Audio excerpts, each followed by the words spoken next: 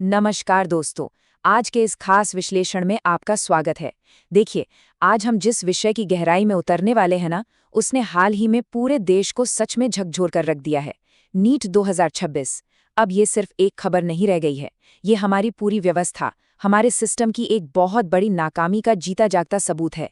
आज हम बिल्कुल स्टेप बाय स्टेप समझेंगे कि आखिर कैसे देश की सबसे बड़ी और प्रतिष्ठित मेडिकल प्रवेश परीक्षा अचानक से इतने बड़े विवादों में घिर गई। सोचिए, एक ऐसा सिस्टम जिस पर लाखों युवाओं का पूरा भविष्य टिका है, वो ताश के पत्तों की तरह कैसे बिखर गया। तो चलिए, बिना किसी देरी के तथ्यों और डेटा के जरिए इस राष्ट्रीय घोटाले की पूरी टाइमलाइन को डिकोड करते हैं और समझते हैं कि ये सब असल में हुआ कैसे। जरा इस नंबर पर गौर कीजिए। 23 लाख। 3 मई 2026 की रात को पूरे देश में इतने ही छात्रों ने परीक्षा के बाद सुकून की सांस ली थी। महीनों की और कुछ के लिए तो सालों की दिन रात की मेहनत के बाद इन बच्चों ने इस उम्मीद से परीक्षा दी थी कि उनका डॉक्टर बनने का सपना आखिरकार सच होने वाला है। ये 23 लाख सिर्फ एक नंबर नहीं है, ये हमारे देश के युवाओं की उम्मीदों का वजन है। लेकिन कहानी में ट्विस्ट ये है कि इस भारी भरकम भीड़ के सामने पूरे देश में सरकारी और प्राइवेट मेडिकल सीटें मिलाकर हैं कितनी? सिर्फ और सिर्फ 1,27,000।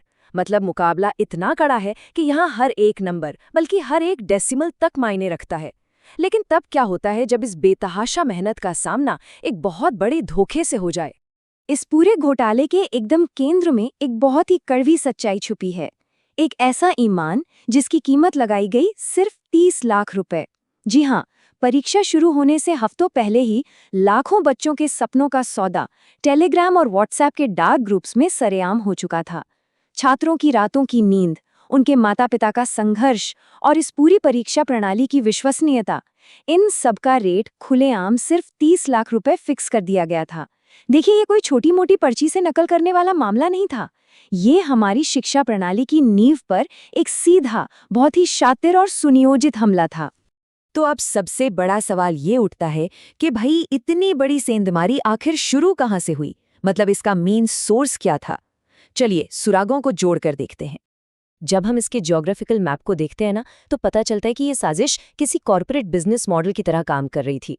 जांच से पता चला है कि इस पूरे खेल की शुरुआत नेशनल टेस्टिंग एजेंसी के किसी हेडक्वार्टर से नहीं हुई, बल्कि ये शुरू हुआ महाराष्ट्र के नासिक शहर की एक आमसी प्रिंटिंग प्रेस से। ये पहला स्टेप था जहां सुरक्षा को धता बताकर पेपर की पहली कॉपी लीक की गई। इसके बाद दूसरे स्टेप में ये लीक हुआ पेपर बड़ी ही चालाकी से हरियाणा पहुंचाया गया। वहां इसके 10 अलग अलग सेट तैयार किए गए ताकि किसी को जरा भी शक न हो। और फिर तीसरा स्टेप, एक बहुत ही तगड़ी सप्लाई चेन के जरिए इसे रातों रात बिहार, आंध्र प्रदेश और जम्मू कश्मीर जैसे राज्यों में बांट दिया गया। मतलब आप समझ रहे हैं, ये एक ऐसा सिंडिकेट था जो राज्यों की सीमाओं को पार करके बिना किसी रुकावट के ऑपरेट कर रहा था। इस साजिश की असली गहराई तो तब जाकर सामने आई जब राजस्थान पुलिस के स्पेशल ऑपरेशंस ग्रुप यानी एसओजी ने अपनी सख्त जांच शुरू की। एसओजी की शुरुआती रिपोर्ट पढ़ते ही साफ हो गया कि ये किसी छोटे मोटे लोकल गैंग का काम तो बिल्कुल नहीं है। इस सिंडिकेट के तार सिर्फ नॉर्थ इंडिया तक लिमिटेड नहीं थे, बल्कि ये साउथ में केरल तक बहुत गहराई से फैले हुए थे। जब जांच एजेंसियों ने अलग अलग राज्यों में ताबड़तोड़ छापेमारी की, तो इस पूरे जाल के एकदम बीचों बीच एक नाम बार बार गूंजने लगा, मनीष। अब अधिकारियों का पूरा फोकस इसी रहस्यमयी मास्टरमाइंड पर है, जिसने कथित तौर पर अलग अलग राज्यों के दलालों को एक साथ जोड़ा और इस पूरे नेक्सस को चलाया। अब आप शायद सोच रहे होंगे कि क्या वाकई इसका कोई ठोस सबूत है? बिल्कुल है, और वो सबूत हमें मिला सीधा व्हाट्सएप पर। कहते हैं ना, आंकड़े कभी झूठ नहीं बोलते। परीक्षा से पहले सोशल मीडिया पर कुछ हैंड रिटन नोट्स और गेस पेपर नाम की चीजें बहुत तेजी से वायरल हो रही थीं। शुरुआत में तो सबको लगा कि यार ये बस कोई अफवाह है या इत्तेफाक है। लेकिन जब एग्जाम के बाद असली पेपर से इन व्हाट्सएप वाले नोट्स को मिलाया गया, तो जो सच्चाई सामने आई उसने सबके होश उड़ा दिए। केमिस्ट्री के 45 में से 35 सवाल हूबहू मैच कर रहे थे, वर्ड टू वर्ड, और बायोलॉजी का तो पूरा का पूरा सेक्शन ही बाहर था। इसका सीधा सा मतलब ये हुआ कि 720 नंबर के टोटल पेपर में से 610 नंबर का पेपर पहले ही मार्केट में बिक रहा था।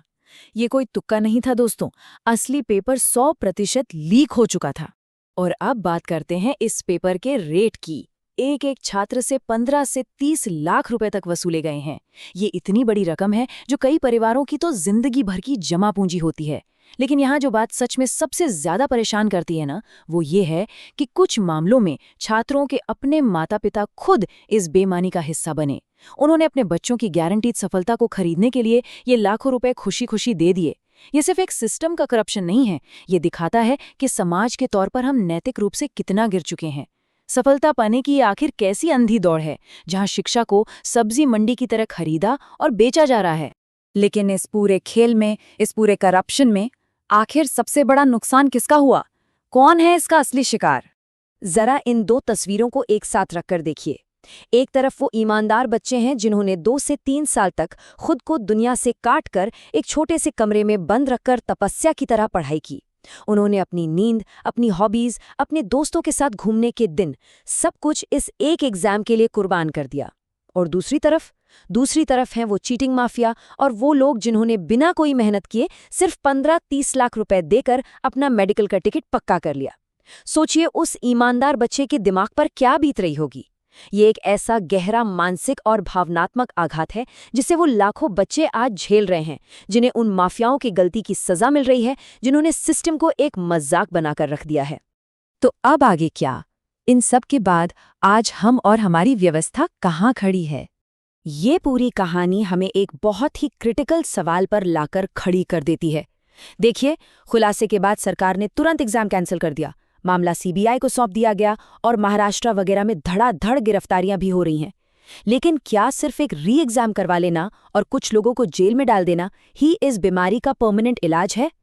क्या गारंटी है कि कल को देश के किसी और कोने में, किसी और प्रिंटिंग प्रेस से कोई नया मनीष पैदा नहीं होगा? जब तक ये सिस्टम पूरी तरह से फूल प्रूफ और पारदर्शी नहीं हो जाता, क्या हम देश के भविष्य को सुरक्षित मान सकते हैं? या फिर क्या अब वक्त आ गया है कि नीट जैसी इतनी बड़ी और संवेदनशील परीक्षाओं को पूरी तरह से ऑनलाइन ही कर दिया जाए? आज के इस विश्लेषण के बाद ये एक ऐसा सवाल है जो मैं आपके साथ छोड़कर जा रही हूं, जिस पर हमें और हमारी नीति निर्माताओं को बहुत गहराई से सोचने की जरूरत है।